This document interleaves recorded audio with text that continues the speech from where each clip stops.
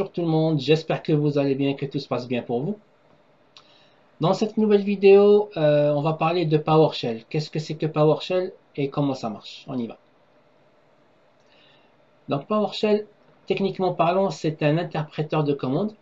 En fait, c'est une application développée par Microsoft et qui permet donc d'exécuter des tâches, que ce soit des tâches récurrentes ou tâches simples tâches. En même temps, c'est un logiciel de développement orienté objet. Et voilà, donc il est fait spécialement pour les informaticiens, que ce soit les techniciens informatiques, les administrateurs et ingénieurs système, les architectes système ou les project managers, ou tout simplement les personnes curieuses qui veulent apprendre des nouveaux trucs en informatique. Voilà, donc alors PowerShell, c'est le successeur de l'ancien interpréteur de commande MS-DOS, appelé avant MS-DOS ou commande prompt, qui était sur les anciens systèmes d'exploitation de Windows, à l'époque Windows 3.1 ou 95. Jusqu'à maintenant il y est, mais il est dépassé. En fait, PowerShell, il contient déjà les anciennes commandes de commande prompt d'MS-DOS, plus il a ses propres commandes et il est extensible. Donc on peut installer des modules pour étendre le nombre de commandes disponibles. Et donc je vais vous faire quelques petits exemples après pour mieux connaître l'outil. Après, oui, donc on peut installer par exemple les modules Active Directory, Exchange Online, Office 365, Azure ou SAP et plein d'autres modules. Et comme ça va étendre le nombre de commandes disponibles.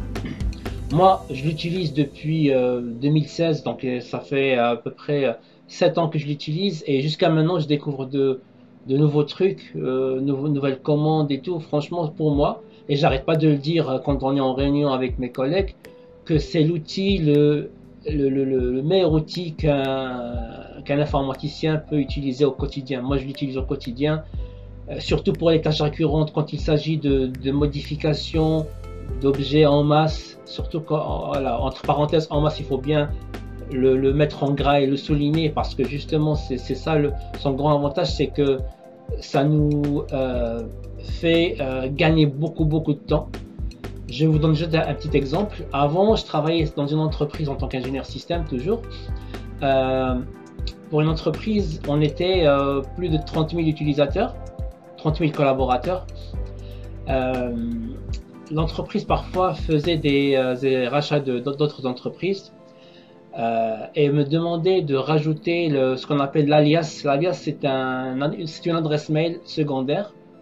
Par exemple, si on prend Microsoft par exemple qui a racheté Google, il me demande de rajouter les collaborateurs Microsoft avec une adresse mail Google en adresse mail secondaire. Donc quand il s'agit de 1 à 10 utilisateurs, on peut faire ça manuellement sur l'interface graphique sans problème. Donc ça nous prend à peu près 30 à 45 secondes par utilisateur. Donc ça va prendre même pas 10 minutes. Mais quand il s'agit de 100 à 100 personnes, 100 utilisateurs et plus, ça consomme beaucoup de temps. Et là, on parle de 30 000 utilisateurs.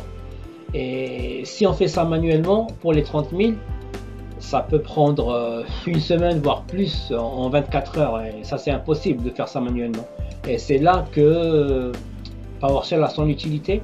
C'est qu'avec un simple script, donc je prends la liste des utilisateurs, je tape un script vite fait, avec bien sûr un bon script. Il faut pas louper sur le script, il faut pas faire d'erreur.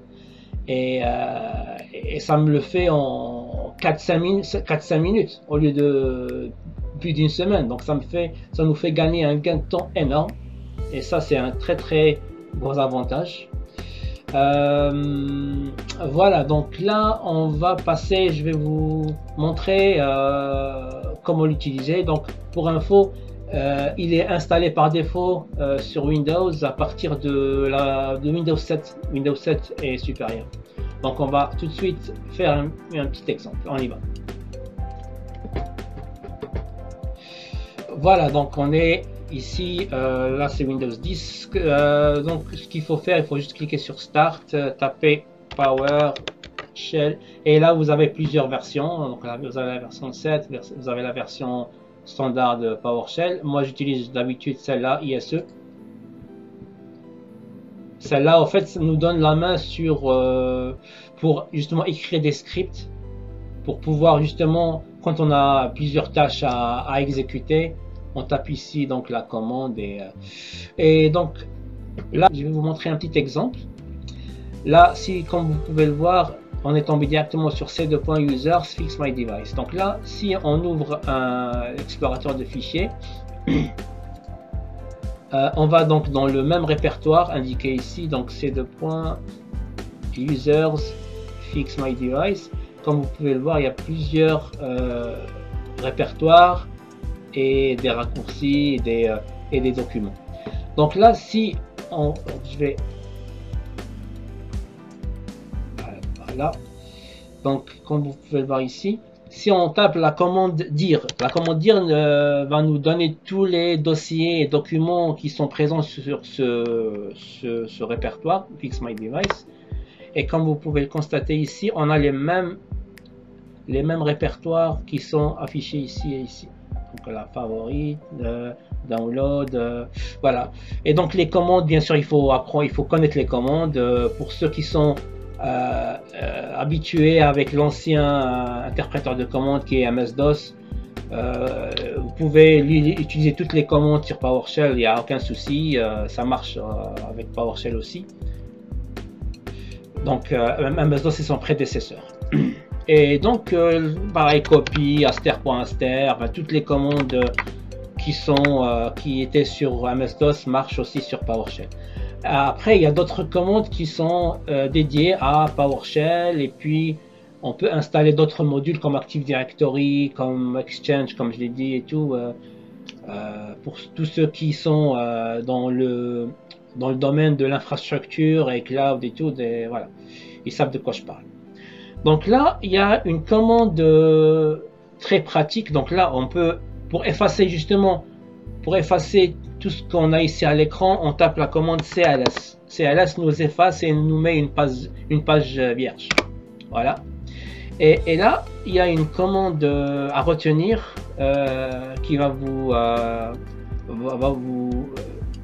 donner toutes les commandes disponibles sur PowerShell, qui est get-commande.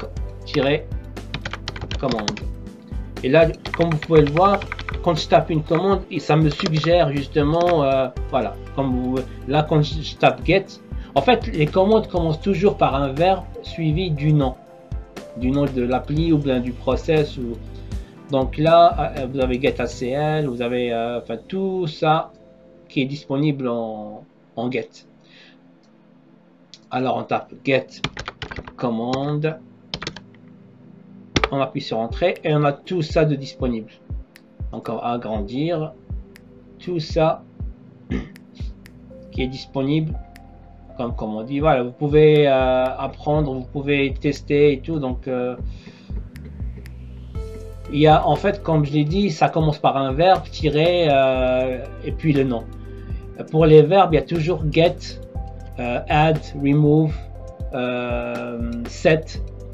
Donc c'est toujours get pour avoir les informations d'un process ou d'un fichier. Remove, c'est pour supprimer un fichier ou supprimer une machine sur Active Directory, par exemple, si vous êtes admin. Add, c'est pour rajouter, et puis set pour modifier. Il y a aussi d'autres comme enable, comme ouais, donc remove. C'est énorme, c'est vraiment vaste, et en plus c'est extensible. Donc vous pouvez toujours rajouter des modules pour étendre le nombre de commandes existantes.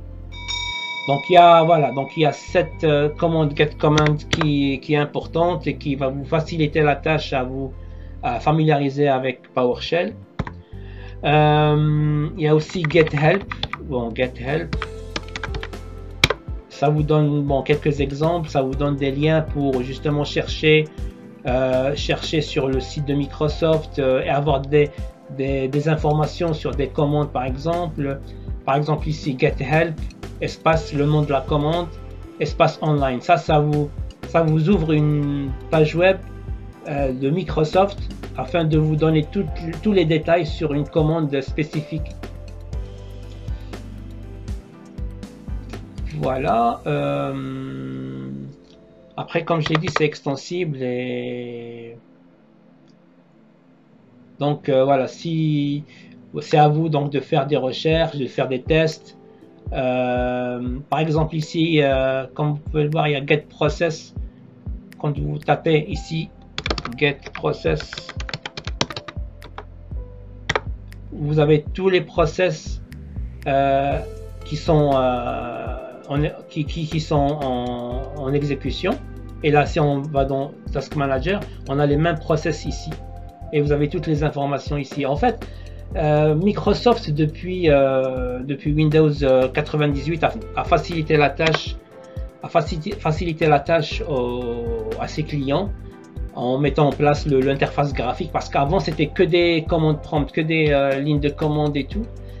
Et voilà, mais ça reste toujours pratique, surtout quand vous voulez automatiser des tâches, quand vous voulez traiter des données en masse. Je dis bien en masse parce que voilà, c'est fait pour ça justement, pour automatiser des tâches récurrentes. Et pour moi, ça reste le meilleur outil. On peut même créer des interfaces, des programmes graphiques. Par exemple, là où je travaillais auparavant, on a mis en place un outil graphique via PowerShell qui va automatiquement, avec en tapant juste le nom, prénom et le département du collaborateur, le PowerShell va automatiquement créer son compte, son adresse mail, le département où il est assigné, et le rajouter donc dans Active Directory, sur Exchange Online, il fait tout. Au lieu de faire ça manuellement, de passer d'un outil à un autre pour la création, PowerShell tout fait automatiquement.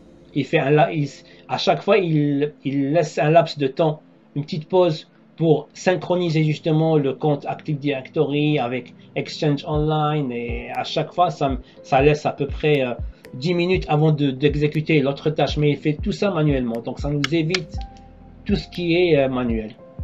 Donc voilà, je vous recommande fortement, voilà, si vous êtes dans le domaine de l'IT, dans l'informatique et tout, je vous recommande fortement de vous initier à PowerShell, et voilà, il va vous faire gagner du temps, un temps énorme. Voilà, c'est tout pour aujourd'hui. J'espère que cette vidéo vous a plu.